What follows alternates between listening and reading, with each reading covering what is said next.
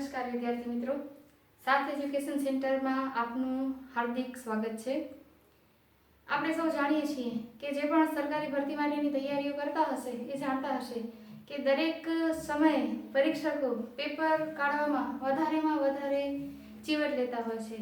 એક માર્ક્સ માટે એક ટોપિક તૈયાર કરવા પડતા હોય છે અને ઘણી વખત વિદ્યાર્થીઓ પણ સામે હરીફાઈ આપવા માટે એક માર્ક્સ માટે એક ટોપિકની તૈયારી કરતા હોય છે અને આ જ્યારે સ્પર્ધાત્મક પરીક્ષાનો યુગ છે જ ત્યારે એક માર્ક્સ માટે એક ટોપિક કરવો અનિવાર્ય બની જ ગયો છે। તો આપણે પણ નક્કી કરી જ લીધું છે કે ભલે ને એક માર્ક હોય એના માટે એક ટોપિક આખો તૈયાર કરવો પડે, એક આખો વિષય વસ્તુ તૈયાર કરવી પડે, પણ કરીને જ દમ લેશું। તો એ જ શ્રેણી આપણે જે આગળ ભૂગોળનું વિશ્લેષણ જોયું એનામાં જ આજે આગળ વધીએ છીએ અને આજનો આપણો વિષય છે વાદળ। સામાન્ય રીતે વાદળ વિશે આપણે માનતા હોઈએ છીએ, જાણતા હોઈએ છીએ, પરંતુ પરીક્ષાલક્ષી વાદળોના કેવા પ્રશ્ન પૂછાય છે અને તે કેવા પ્રકારના હોય છે તેની આજે માહિતી મેળવશું। મેં અહીંયા વાદળની એક નાની સાવ સાદી ભાષામાં વ્યાખ્યા લખી છે કે વાદળ એટલે શું? તો કે પૃથ્વી સપાટીની ઉપર હવામાં પાસે આવેલા અસંખ્ય જલબુંદો કે હિમપત્તીઓના સમૂહને વાદળ કહે છે। આમાં બે શબ્દો આવ્યા, એક જલબુંદો અને બીજું હિમપત્તીઓ। જલબુંદો એટલે કે પાણીના નાના રજકણો અથવા ટીપા અને હિમપત્તીઓ એટલે કે બરફ।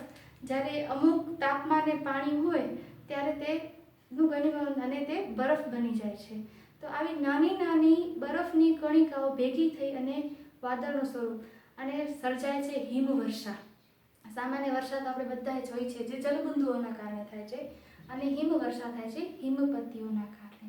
એટલે જો કોઈ વાદળની સામાન્ય પરિભાષા પૂછાઈ જાય અથવા સામાન્ય વ્યાખ્યા પૂછાઈ જાય તો આપણે આટલા શબ્દો યાદ રાખીએ છીએ। પૃથ્વી સપાટીની ઉપર હવામાં પાસે વાદળ એક આખું બંધારણ નથી, પણ નાના જલબુંદુઓ કે નાના હિમપત્તીઓથી ભેગા એકદમ પાસે લઈને એક વાદળનું નિર્માણ થાય છે। એટલે પાસે આવેલા અસંખ્ય જલબુંદુઓ કે હિમપત્તીઓના સમૂહને વાદળ કહે છે। આ એની સામાન્ય વ્યાખ્યા। બીજો પ્રશ્ન કે ભાઈ વાદળના પ્રકાર કેટલા? આપણે એમ કહીએ બહાર નીકળી આકાશમાં દેખાય તે વાદળ, પણ પરીક્ષા લક્ષી છે કે વાદળના પ્રકાર કેટલા? તો વાદળના પ્રકાર છે 4।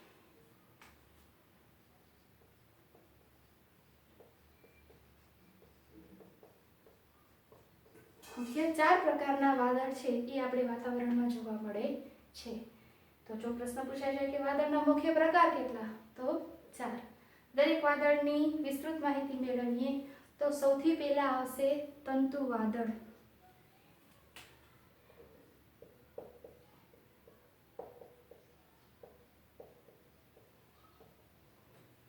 પહેલો પ્રકાર થશે તંતુ વાદળ।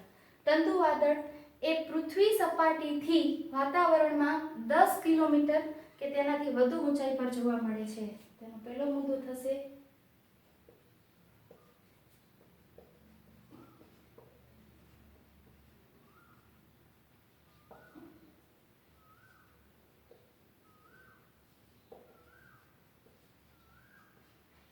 પૃથ્વી સપાટીથી 10 કિલોમીટર કે તેનાથી ઉપરના તરફ જે વાદળો જોવા મળે છે તેને કહેવાય છે તંતુ વાદળ। બીજો અને પરીક્ષામાં પૂછાઈ ગયેલો પ્રશ્ન કે આ જે તંતુ વાદળ છે આપણે ઘણી વખત ખાસ કરીને ચોમાસાની સિઝનની આજુબાજુ આપણે ઘણી વખત જોતા હોઈએ છીએ કે સાંજ પડે વાતાવરણ એકદમ રંગીન બની જાય છે, ખૂબ જ, ક્યારેક પીળો, ક્યારેક ગુલાબી, ક્યારેક નારંગી રંગનો, ત્યારે આપણે એમ કહીએ છીએ સંધ્યા ખીલી છે। આ જે સંધ્યા ખીલે છે એ કયા વાદળના કારણે છે? તંતુ વાદળના કારણે। કે સવારે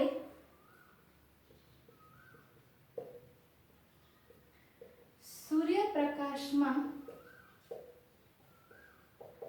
સફેદ રૂ જેવા, આ ખાસ યાદ રાખવા જેવું કે જે તંતુ વાદળ છે એ સવારે સૂર્યપ્રકાશમાં સફેદ રૂના પૂણા જેવા દેખાય છે અને સૂર્યાસ્ત સમયે રંગીન। આ વાદળની ખાસિયત છે કે જ્યારે સવારે સૂર્યપ્રકાશ હોય છે ત્યારે આ તંતુ વાદળ છે સફેદ રૂની પૂણી જેવા દેખાય છે, પણ જે ભેગો સૂર્યાસ્ત થવાની શરૂઆત થાય છે તેમાં રંગો ઉમેરાઈ જાય છે અને તે રંગીન દેખાય છે અને વાતાવરણને રંગીન કરે છે અને આપણે કહીએ છીએ કે સંધ્યા ખીલેલી છે. બીજું,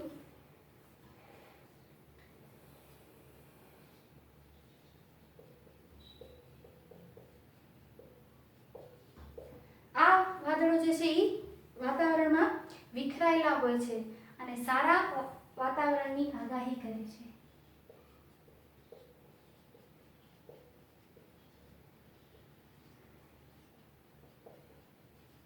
સારા વાતાવરણની આગાહી કરે છે. સામાન્ય રીતે તંતુ વાદળ આપણે બહુ જ સામાન્ય સંજોગોમાં પણ ઉનાળો હોય, શિયાળો હોય કે ચોમાસું હોય, તંતુ વાદળ તો દેખાતા જ હોય છે. તો તંતુ વાદળ માટે આ 4 પોઈન્ટ યાદ રાખવા જેવા. પૃથ્વી સપાટીથી 10 કિલોમીટર કે તેનાથી વધુ ઊંચાઈ પર દેખાય છે. સવારે સૂર્યપ્રકાશમાં સફેદ રૂની પૂણી જેવા અને સૂર્યાસ્ત સમયે રંગીન દેખાય છે. વિખરાયેલા હોય છે, નાના નાના પીછાઓ, જાણે પક્ષીના પીછા કોઈ આકાશમાં મેલી દીધા હોય એવા દેખાય છે તંતુ વાદળ અને સારા વાતાવરણની આગાહી કરે છે. એના પછીનો બીજો પ્રકાર છે.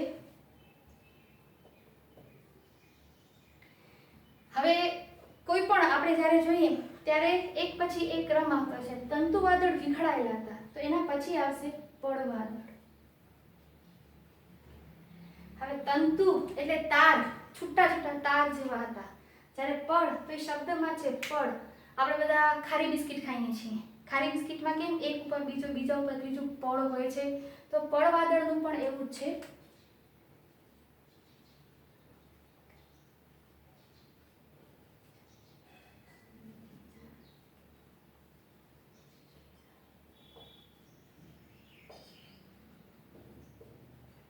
આ સામાન્ય રીતે પડ પરથી જ આવી જાય કે એક પર બીજું અને બીજા પર ત્રીજું એમ પડના સ્વરૂપે આવેલા હોય છે. આમાં યાદ રાખવા જેવું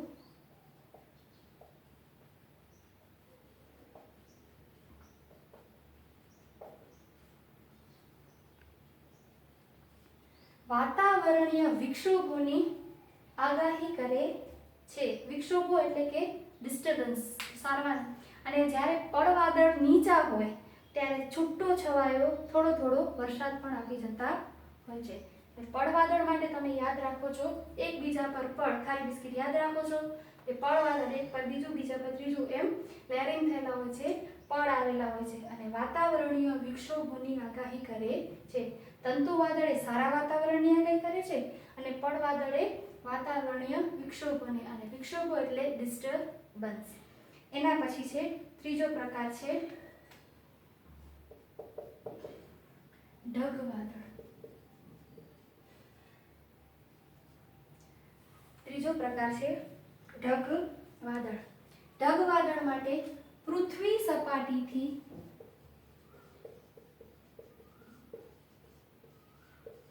500 મીટરથી 10 થી 12 કિલોમીટર સુધી દરેકની ખાસ કરીને તેનો વાતાવરણમાં ક્યાં સ્થાન છે યાદ રાખો છો.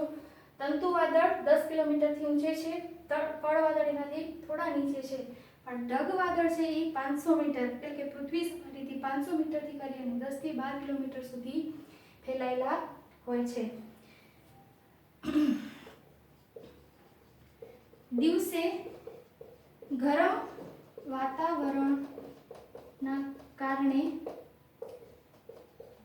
વિસ્તરે છે અને રાત થતા અદૃશ્ય થાય છે. આને યાદ રાખવા જેવી બાબત કે ભાઈ જો એવું પૂછાઈ જાય કે કયા વાદળો દિવસે વાતાવરણના ઉષ્ણતામાનના કારણે વિસ્તાર પામે છે અને રાત થતા અદૃશ્ય થઈ જાય છે, તો એ છે ઢગ વાદળ. અને ઘણા મોટા ઢગ વાદળ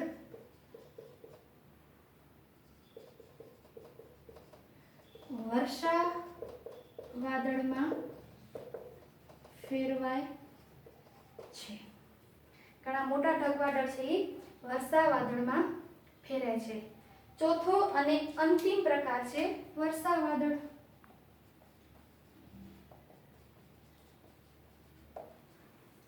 વર્ષા વાદળથી તો આપણે સર્વ પરિચિત છીએ કે પૃથ્વી સપાટીથી વધારેમાં વધારે 2 કિલોમીટરની ઊંચાઈએ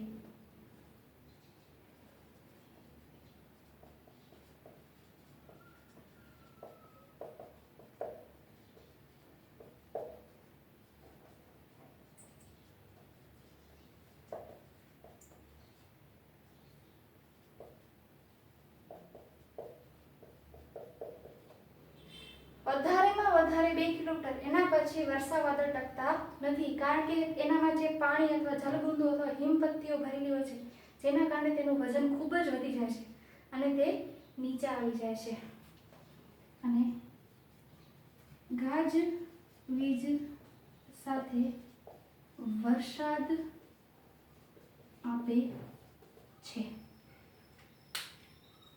ખૂબ ગાજવીજ સાથે વરસાદ પડે ત્યારે સમજી લેવું કે કયા વાદળોનું નિર્માણ થયું હશે. વર્ષા વાદળો આપસમાં ટકરાય છે અને જે આકાશીય ઘટના થઈ છે જેના કારણે ધરતી પર વરસાદ આવે છે. તો આ થઈ વાદળની સામાન્ય વ્યાખ્યા અને તેના 4 પ્રકાર. પરીક્ષાલક્ષી વાત કરીએ તો તંતુ વાદળમાં કે ભાઈ એવો પ્રશ્ન પૂછાઈ જાય કે પૃથ્વી સપાટીની સૌથી નજીક કયા વાદળો દેખાય છે. યાદ રાખજો, પૃથ્વી સપાટીની સૌથી નજીકમાં કયા વાદળો જોવા મળે છે? વર્ષા વાદળ. કયા વાદળો સૂર્યાસ્ત સમયે રંગીન અને સૂર્યોદય એટલે કે સૂર્યના તાપમાં સફેદ રૂની પૂણી જેવા દેખાય છે? તંતુ વાદળ. કયા વાદળો છે તે વર્ષા વાદળમાં ફેલાય છે? ઢગ વાદળ.